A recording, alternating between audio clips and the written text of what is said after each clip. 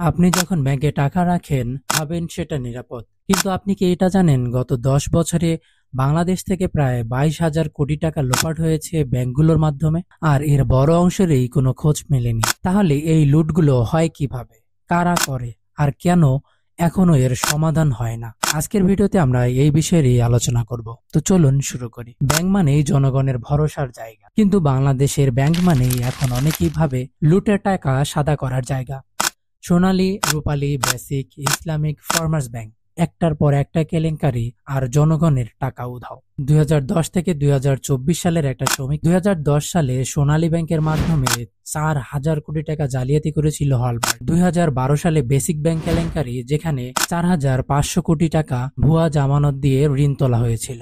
2013 থেকে 2018 সাল পর্যন্ত ইসলামী ব্যাংক ও অন্যান্য প্রাইভেট ব্যাংকের মাধ্যমে রাজনৈতিক যোগসাজশে প্রায় 9,000 কোটি টাকা পাচার করা হয়েছে। 2022 সালে ফার্মার্স ব্যাংক, এখন যেটা পদ্মা ব্যাংক নামে পরিচিত, সেখানে ঋণের মাধ্যমে টাকা উত্তোলন করে পাচার করা হয়েছে প্রায় 3,500 কোটি টাকা।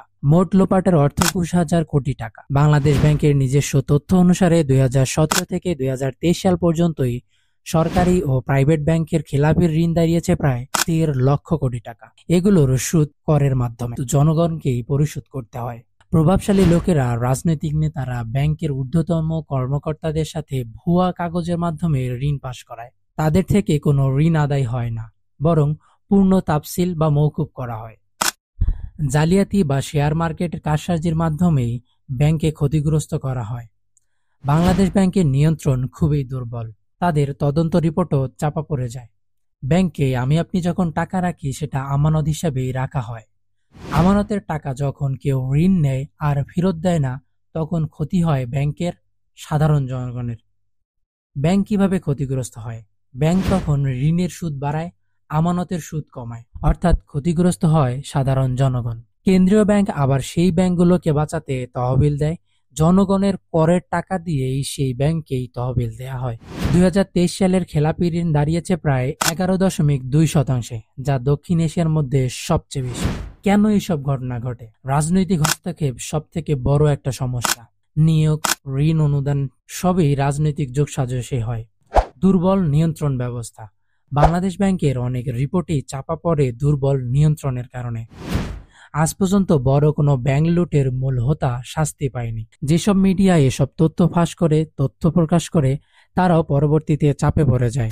আন্তর্জাতিক দিকে যদি লক্ষ্য করা যায়, তাহলে বেশি দূরে নেয় আমাদের পার্শ্ববর্তী দেশ ভারতেও রয়েছে নন প্রিফারিং অ্যাসেট (NPA), কিন্তু পাবলিক ডিসকার্সার বাধ্যতামূলক তাদের।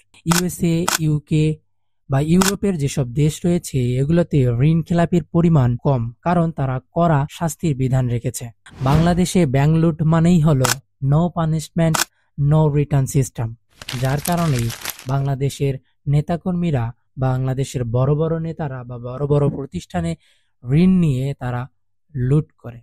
আপনার কষ্টের টাকা অন্য কেউ আয়েশ করছে, এটাকে আপনি মেনে নিতে পারেন? আমাদের চ্যানেলটি সাবস্ক্রাইব করুন আরো এরকম তথ্যবহুল ভিডিও পেতে। সম্পূর্ণ ভিডিওটি দেখার জন্য ধন্যবাদ।